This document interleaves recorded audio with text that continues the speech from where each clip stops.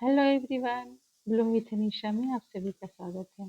आज मैं लेकर आई हूँ ऐसे पौधे के बारे में जानकारी जो आपको साल भर फूल देंगे और ज़्यादा देखभाल भी नहीं मांगेंगे।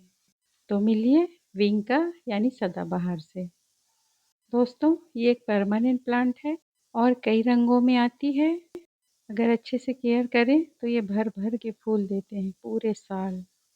तो चलिए जानते हैं इसके लिए कैसी मिट्टी होनी चाहिए, कितना पानी देना चाहिए और कुछ आसान से टिप्स। इस पौधे को तेज़ धूप पसंद है, तो आप इसे ऐसी जगह रखें जहाँ से 5 से 6 घंटे की धूप आनी चाहिए। दोस्तों, ये एक लो केयर प्लांट है, इसलिए बिगिनर इसे लगा सकते हैं। ये बड़ी ही आसानी से लग जाते हैं। इसे चाहे आप बीज से लगाएं या कटिंग से लगाएं, दोनों ही तरीके से ये ग्रो कर जाती है। इसे पानी की ज़्यादा ज़रूरत नहीं होती है, तो जब भी ऊपर की मिट्टी सूख जाए तभी आप इसमें पानी दें। इसके लिए अच्छी ड्रेनेज वाली मिट्टी बहुत ज़रूरी है। इसकी जड़ों में जल्दी फंगस लग जाता है और ये मर सकते हैं। तो आइए हम बात करते हैं इसके लिए मिट्टी कैसी होनी चाहिए। तो मैंने 50% मिट्टी में 30% करीब रिवर सैंड मिलाया है, रेत। और इस बात का भी ख्याल रखें कि मिट्टी एकदम सूखी होनी चाहिए। अगर आपने गमले से मिट्टी निकाला है तो आप उसे 2 दिन सुखा लें, या गार्डन से मिट्टी ले रहे हैं तो उसे भी 2 दिन सुखा करके फिर उसमें सैंड मिलाएं। आप उसमें 20% करीब रेत मिला सकते हैं। उसके बाद फिर आप उसमें करीब 30% करीब आप उसमें गोबर की खाद या वर्मी कंपोस्ट जो भी मिले वो आप उसमें मिला सकते हैं।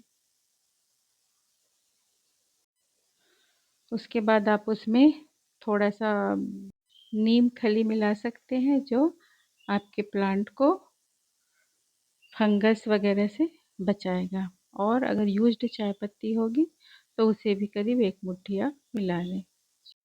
अगर मिट्टी की क्वांटिटी ज़्यादा होगी तो आप 2 मुट्ठी भी मिला सकते हैं। मैंने बस 2-3 गमलों के हिसाब से ही बनाया है, तो बस ज़रा से ही डाला है। अगर आप ज़्यादा बनाते हैं तो आप ज़्यादा मात्रा में भी डाल सकते हैं। और उसके बाद फिर थोड़ा सा पोटाश डालिए ज़रूर। ये पौधे की जड़ों को मजबूती देता है और फंगस वगैरह से भी बचाता है। अब इसे अच्छी तरह से मिलाकर आप अपने गमले में भरें। और याद रखें कि गमले के नीचे अच्छी ड्रेनेज वाली होल रखें। जब भी पौधों में पानी डालें तो वो तुरंत ही आसानी से निकल सके। ये मेरे पिछले साल का गमला है, जो अब काफ़ी लंबे हो चुके हैं, लेकिन उसमें फूल नहीं आ रहे हैं और उसमें फलियां बन रही है।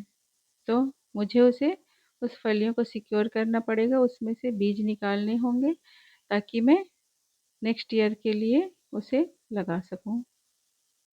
इसके बीज काफ़ी बारीक, बहुत छोटे छोटे काले रंग के होते हैं। सारी फलियां मैं इकट्ठा कर लूँगी। इन बीजों को आप जनवरी से लेकर के आप मार्च तक, अप्रैल में भी आप लगा सकते हैं। ये बड़ी ही आसानी से उग जाते हैं।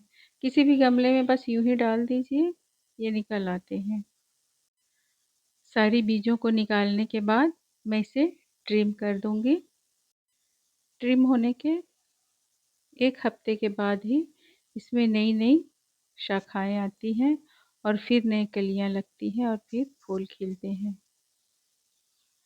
ट्रिम करने के बाद आप उसमें थोड़ी मिट्टी सूख जाए, उसके बाद आप उसमें थोड़ी सी गोबर खाद डाल दें, क्योंकि ये पुराना गमला है।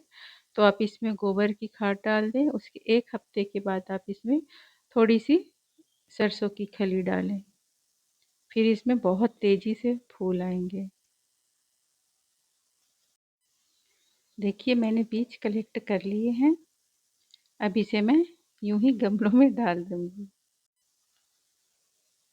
और फिर देखिए, सिर्फ 1 हफ्ते में ये निकल आते हैं इसके बीज।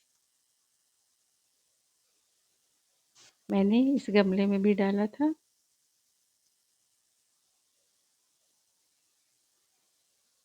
देखिए काफ़ी छोटे-छोटे हैं इसलिए अभी ठीक से दिखाई नहीं दे रहे। देखिए मैंने बड़े गमले में जो डाला था वो भी निकल आए हैं।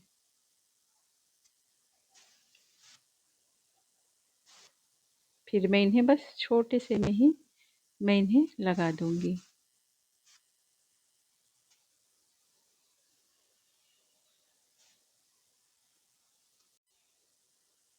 देखिए 15 से 20 दिन के अंदर ये कुछ ऐसे दिखेंगे।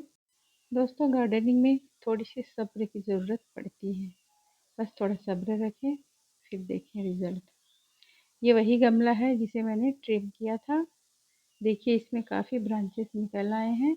इस पोजीशन में आप उसमें नीम की खली ज़रूर डालें जिससे कलियाँ आने में मदद मिलेंगी। दोस्तों एक बात और बताना भूल गई थी मैं, इसे बारिश के पानी से बचा कर रखें वरना इसकी जड़ें गल जाती है और ये पौधा तुरंत ही मर जाता है, और ओवर वाटरिंग से भी। तो ये थे दोस्तों विंका यानी सदाबहार पौधे के बारे में, उसकी देखभाल के बारे में पूरी जानकारी। अगर आपको ये वीडियो यूज़फुल लगी हो तो आप, नहीं कहूँगी कि लाइक सब्सक्राइब करना, अगर आपको अच्छा लगेगा तो आप खुद ही करेंगे। दोस्तों मिलती हूँ फिर कुछ नए पौधों को लेकर नई जानकारी के साथ। तब तक के लिए take care, bye bye, happy gardening.